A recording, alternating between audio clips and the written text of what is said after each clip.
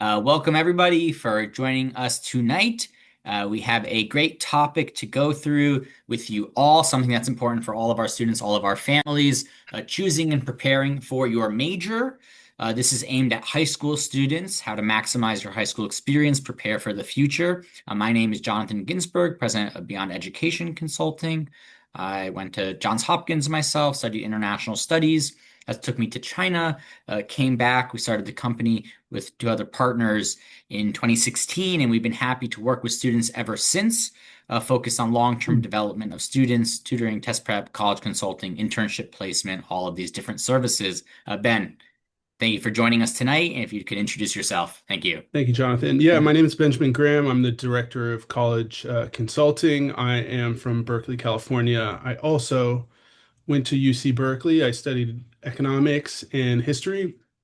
And then, similar to Jonathan, I also moved to China after that and became an education consultant, which I started in 2013. And then when I moved back to the States, I joined BEC in 2019, and I've been working with them ever since. So. All right. Well, we're excited to get things started tonight. So we have a bit of a agenda. So typically, when we have students in high school who are getting ready for the future, there's that first stage of discovery. So what is better suited for me? Where will I naturally excel? What do I like to do? And sometimes it feels that that choice is infinite, but typically there are various clusters or areas of interest, and it's good for us to break those down, and that can be function as brainstorming with some actionable items involved in how to pursue those clusters. And that's typically in the freshman, sophomore year. Next, we have different ways to explore those options more deeply for our juniors, for our seniors, how to understand specific majors connected to those clusters, specific careers. We are going to speak a little bit about the role of AI these days. And then lastly, now that you have a good background, good experiences, good idea for your future, how do you leverage all of this into a strong application strategy? So strong application strategy, meaning within my strengths, because you're going to win with your strengths, not with some random major. What is the major that perhaps is better suited for admissions, that will connect to my essays better? So we're going to go through how to handle application strategy as well. So yeah, Ben, you could take over. Thank you. Yeah, so thank you. So I think one of the most common questions we get from parents and students when they're first entering high school is, what should I major in? And we often tell students at the early ages of high school that it's really too early to worry about that. And so usually at that stage, we're just looking for a broad academic cluster that a student gravitates towards, right? So this could be, for example, does a student love coding or tinkering? So maybe they might be interested in engineering or technology. Does a student, are they drawn to understanding people and cultures and politics, right? So maybe they might be more drawn towards the humanities and social sciences, right? Is a student fascinated by the human body, biology, or health, right? Do they love numbers, money, or business, right? Or do they love creating things? So here's kind of an example of the different clusters that students often fall under. And I should also note that students don't necessarily need to fall into one, right? That it may be multiple clusters, but that generally it's kind of like think of it as these various areas of interest that students are passionate in or have a particular strength in, right? And so we generally can kind of identify these clusters that students are passionate in, and then kind of trying to figure out how can we identify the general skills and experiences that will help them develop, in order to basically by the time they get through to the next stages, be ready to excel at the next level. Yeah. Yeah. Absolutely. Yeah, so a lot of families, students, it's really tough at the beginning. I don't know what I like. I don't know what I want to do. And it can feel like there's infinite choice. So in some ways, to break it down more simply into clusters can be helpful because sometimes maybe we know what we don't like. And then through that process, we may know what we do like, but also we can categorize and then break it down further. And the idea being is we are always going to learn only really through doing. Even though we may have an idea, we do not know what we truly like until we begin doing it. So we can figure out ways to substantively work on the area, and then we'll know better if we truly like it or not. Because even if we think we like something, until we're actively involved, it's very hard to say.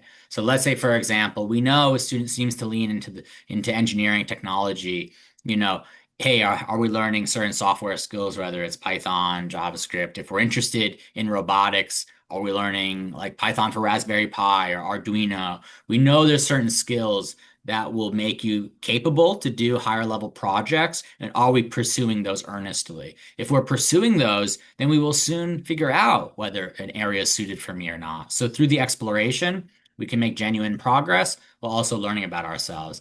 Separately, maybe it's science and health. We've had students learning certain data analytics skills or image analysis skills, ways in which they could do deeper research. We've had students doing key volunteer work in the healthcare space. So, all different ways where we can be learning about ourselves, exploring, but also making progress, not just theoretically discussing these areas. Business econ, there's all different types of clubs and quantitative skills that students could be learning, ways in which we know will serve them well when they later maybe do an internship or they later get into a higher level program.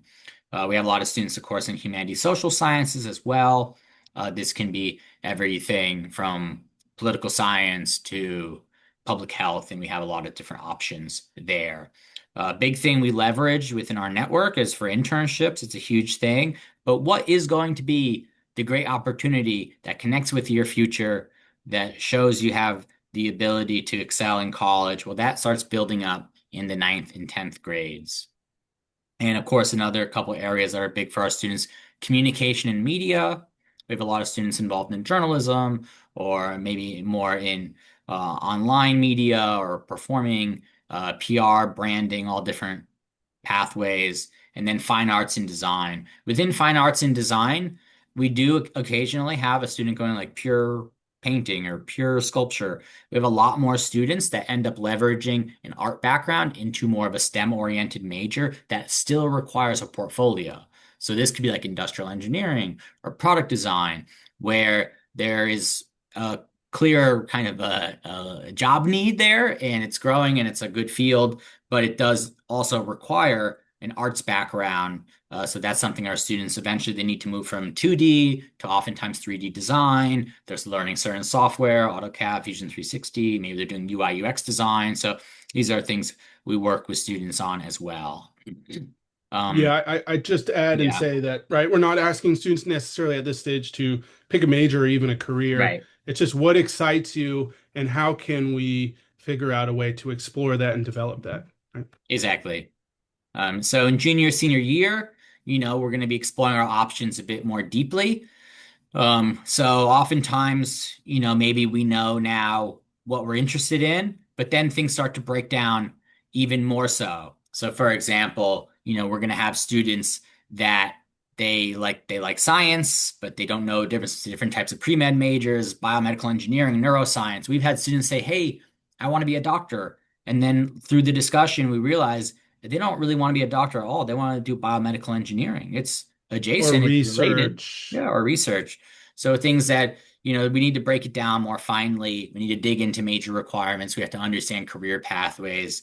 So that's another very important thing. Once again, if we're going to connect to stronger professional opportunities later on, which will oftentimes be a key way to differentiate in the application, how are we going to do that? And what is going to be the right opportunity for a student? So yeah, it is true. Even political economy. We've had students that want to go finance, and maybe their background has actually been more aligned with political economy, and that's going to be a better strategy. All these things are important to keep in mind. Yeah, Um, I yeah. just yeah, I think it's there's examples. So I mean, and we both have Mm. one. So, I think that it's in high school, you're only exposed to so many various courses, right? And so many Mm. high school students aren't aware of all these various options that are in college and careers. And so that's kind of where we can help better define that, right? And so Absolutely. Jonathan can give this student, and I also have another example of a student that we help. Yeah, I like to go through this student because it's kind of a unique case, or not unique case, actually a very standard case, but perhaps with a unique result. So the student came to us about 10th grade, and we knew he liked art and he liked physics, but he was like, well, art probably not that practical. Maybe I'll do physics. And he also really liked movies. And we said, do you think art do you think physics ever leverages art and vice versa? And he's like, well, yeah, and special effects and all that. He's like, yeah. So actually, there can be huge overlap. Now, he did not do special effects, but we brought that an idea that maybe we don't need to fully give up your art, but we can transition it in a way where it becomes a useful skill toward that quote unquote more practical goal.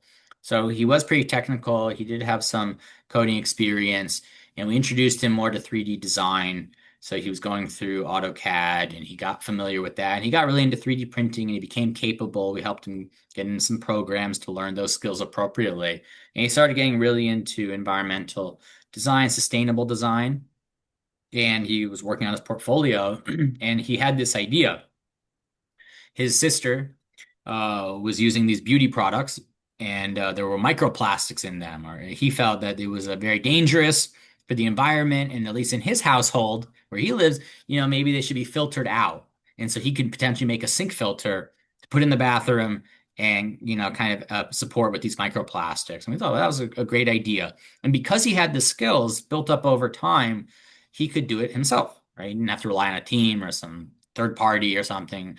And we eventually helped him get an internship in Alameda County, locally here, right? But we're doing in an environmental protection related agency, sustainability, and we encouraged him to present that tool, that sink filter, and he was like, "Oh, really?" I was like, "Yeah, why not? Like it doesn't hurt."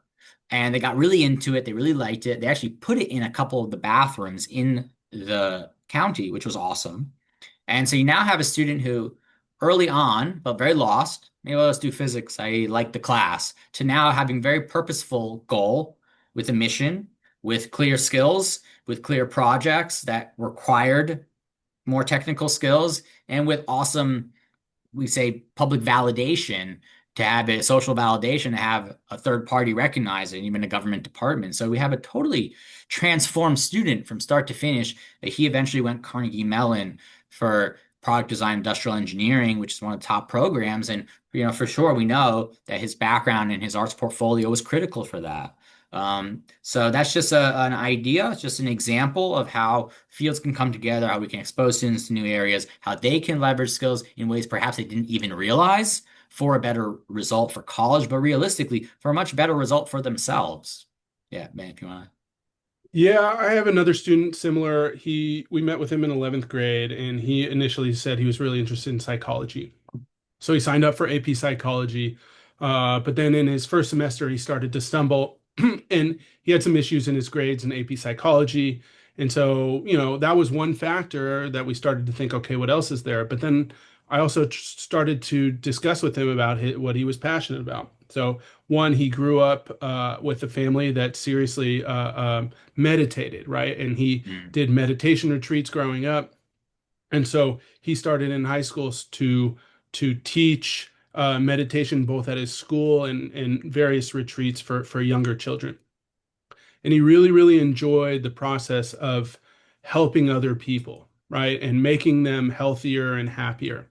And so we discussed with him, well, why not look into public health, right? Because that's something that he could be very passionate and strong in. And so one similar to this other student, we got him an internship at the County of Alameda where he did research on mental health mm, for younger students in the county. And then we also signed him up for courses at UC Berkeley's summer sessions where he could take public health courses. And right when he started right, and so he was able to really explore this field and excel in it. And he eventually was accepted early decision at Boston University, which for him was a really good result because he had stumbled in his grades and things like that, but he was really able to shine in how he was passionate about helping other people be healthier and happier, right? And so this was a student that we really helped find his kind of academic pathway. So yeah. And I think a really important part of that story is all students have various strengths. Now, some correspond to a major directly, some are very indirect or seem even unrelated. So, a student does meditation, does that matter or not? We could say, no, it's silly, makes no sense. There's no meditation major in college, but it connected to wellness, it connected to his interest in helping people, and it can connect this idea of, oh, I want to do this major to a much more concrete, I'm this type of person who wants to help people, and we can leverage that experience within essays. We can show growth over time. So we really try to consider more comprehensively about how students express their strengths rather than simply reverse engineering a major result. Because if you said public health, do I need to do meditation? Of course, you do not need to. It makes no sense. But for him, it made a lot of sense to express his character. And that's how he showed himself over time. But yeah, so we Yeah, have once again, a lot of different clusters that break down into so many different subfields in majors. And here's just a brief breakdown. But even we have students that say, "I like business." Like, well, are we talking more from the finance perspective, the marketing, the accounting, the econ, so many different directions. Yeah. And then I'll just speak to this just because a lot of parents ask, hey, we're talking majors. Well, what about AI? And may it disrupt sectors? May it change careers? May new opportunities emerge? 100%. That's going to happen. On the flip side, does it affect how you should study for the next test? Does it affect when you should take SAT? Does it affect what you should do this summer? Not particularly. With respect to the high school process and college admissions, what you need to do, we already probably know. AI or not. Now, sometimes the way you do it changes over time.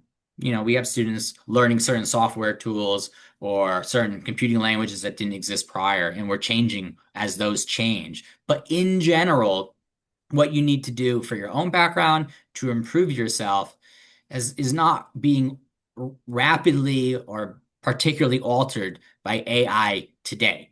So in the end, it's not something to fear. Now, realistically, yes, we know adaptability is actually the most important skill. Colleges just want to see that you seem to be able to learn the new next thing very well, and you seem to apply it in a way that helps people outside of yourself. If you can do that, you're very compelling. And everything that is new will be built off of what's old. So yes, you want to be prepared for that. But there's no way that we can make a decision specifically based on how we foresee the world in 5 years, right? Or what we think it might be in 10 years, which is just not possible. What we can do is always be on top of trends, always be on top of the next step, and know that we're always making progress. So we just don't want to be like, oh, yeah, I can't even look at this field, I can't even look at this thing. Or that we're all doomed. In the end, students are getting into great colleges, and we're adapting as the trends adapt. Oh yeah, Ben? yeah. I mean, I'll add to that I think one, like college, really, you're learning how to learn, right? So I think, as Jonathan said, we're going to be living in a world where things are changing more and more quickly, right? And so I think being adaptable and being able to learn new skills is a value that you can learn just by going to college, right? Learning how to learn. And so I'd say that. And then I would also say there's the benefit of being young right now is that you can see where the trends are going and adapt as things go, right? And so, you can look at the newest AI tools and try to learn these and kind of stay at the forefront so that as things change, you can use the skills you've learned, in school, out of school, and try to leverage those, with the newest technologies. Yeah. So. Absolutely. And we always say, as knowledge becomes a cheaper commodity, any question with a fixed answer becomes a cheaper commodity. The only questions worth pursuing, the only problems worth pursuing are ones with unclear answers. How do you navigate ambiguity? How do you communicate? How do you follow up with somebody? How do you show your methods? How do we assess people based on methodology over the specific answer? And that is always the key point for assessing a student when they're looking at essays, looking at activities. What can you bring to the table? What kind of independence can you bring? Independent thinking, ability to be proactive. So if anything, the the goal was always there, just the bar has perhaps been set a little higher or is required to be set higher. Ben, if you want, yeah. Yeah, so I think we've kind of walked through from the early stages where you identify a cluster, right, and kind of develop those skills and interests to then discovering the majors within those clusters and kind of focusing your energies as you get into the later years of high school. This part is very specifically on the strategy of when you are applying to school your senior year. So when you're applying to schools, generally you are applying within colleges in a university, right? So you can go next. So sure.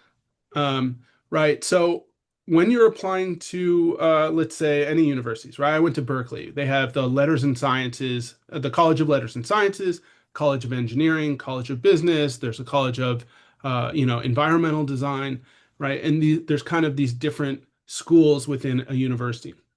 So generally, when you apply to one of these. For most students, they're either going to be applying to the Letters and Sciences or the School of Engineering, right?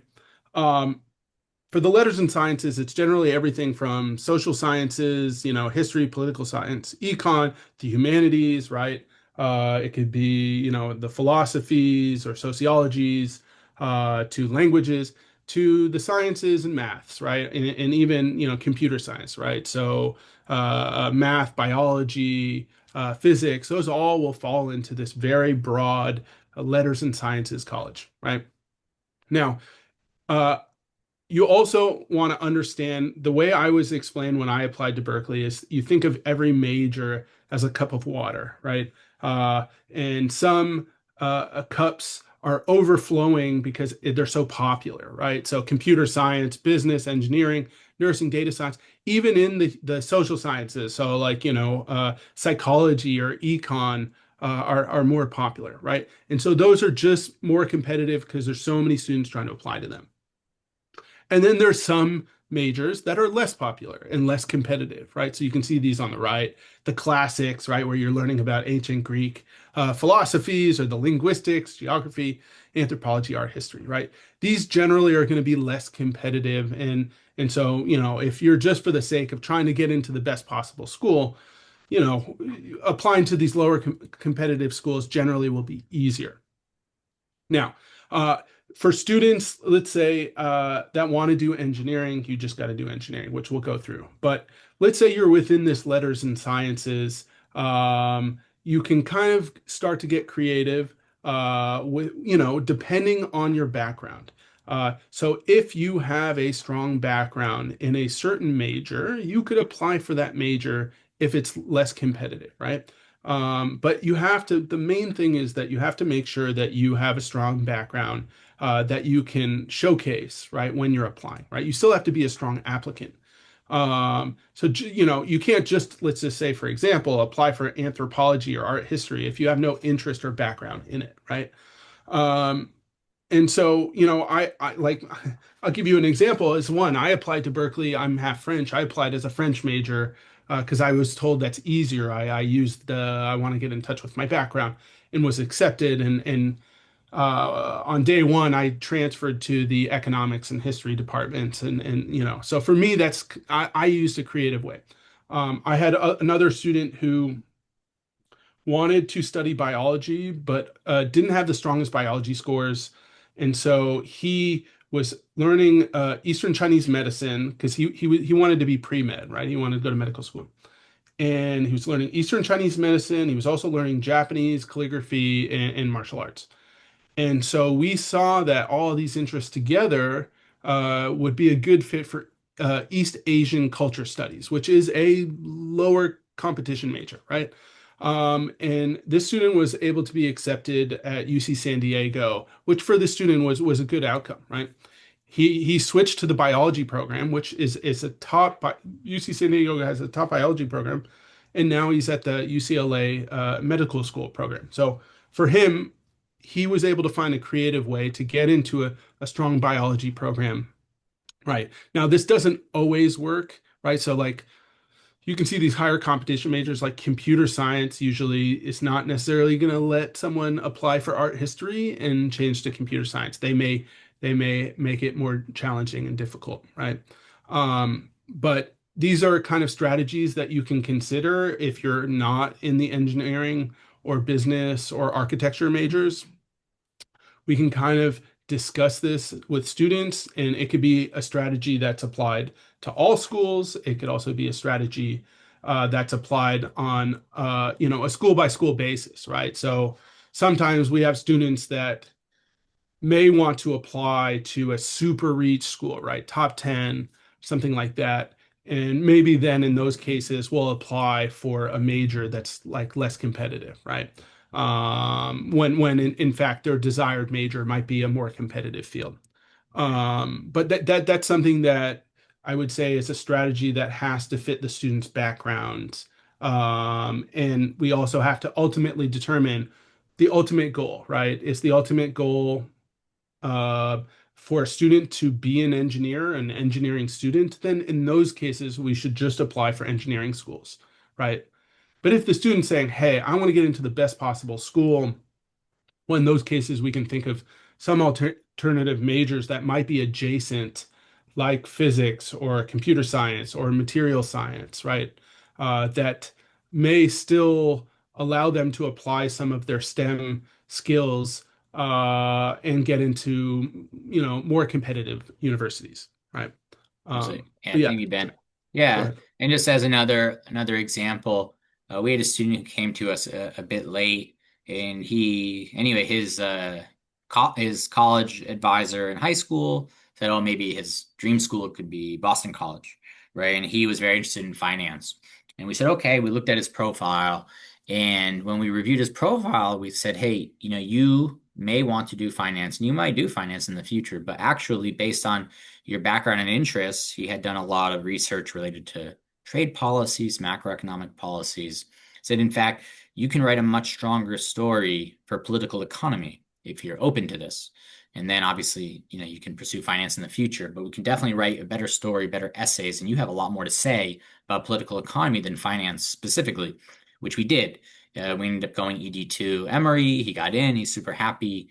So just this awareness that we always have to, win with our strengths. We can't apply to a random major. College admissions officers are smart people. They don't like trying to be tricked. But definitely, it does not mean we have to lean into the hardest major, and we can also, be a little strategic along the way. Of course, yeah, with engineering applicants, we have to acknowledge that although it's fairly easy to switch within arts and sciences, we cannot guarantee a switch into engineering. So we do need to apply directly. But yes, there are some leeway with less competitive fields, some on civil engineering, really depends year to year. Um, yeah.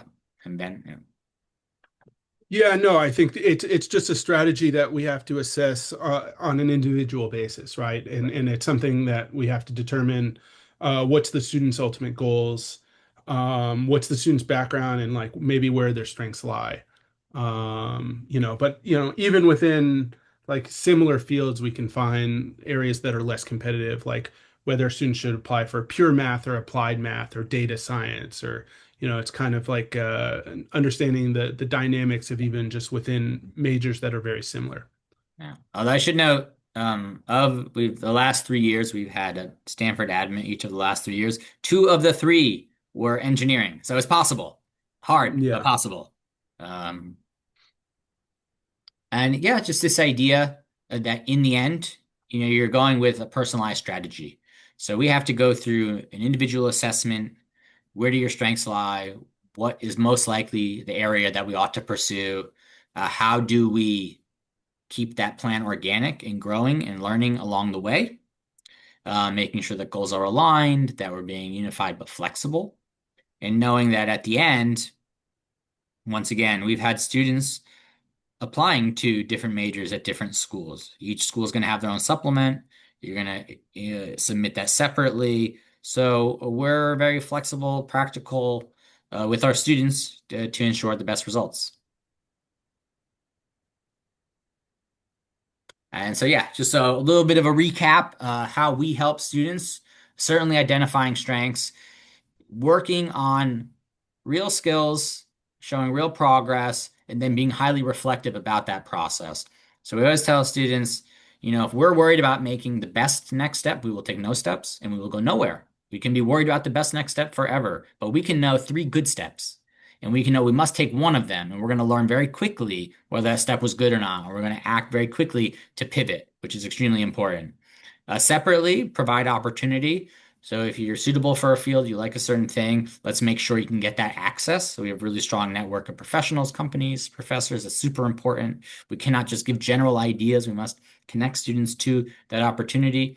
And then lastly, the strategic guidance. So if you have such a great background, if you have such a great goal for the future, how can we position you best to show off your story, show off your background, where you intend to go, and in a way that maximizes your success for college. But we always also tell students, although you could say this is for college, why do colleges want these things? Because they know you need them for yourself, for your own future. So in the end, you're preparing yourself for your own future. If you do that well, you become the type of student that colleges want. So, yeah, thank you, everybody, for attending. We're always available for a free consultation. Feel free to reach out to us. We just wanted to give some hopefully useful information to everybody tonight. Obviously, if you have any questions, please feel free to ask. Feel free to put your question in the Q&A or in the chat. But of course, if you prefer to contact us one-on-one, feel free to scan the QR code, contact us via email, phone, whichever way you prefer. Give everybody a minute for possible questions.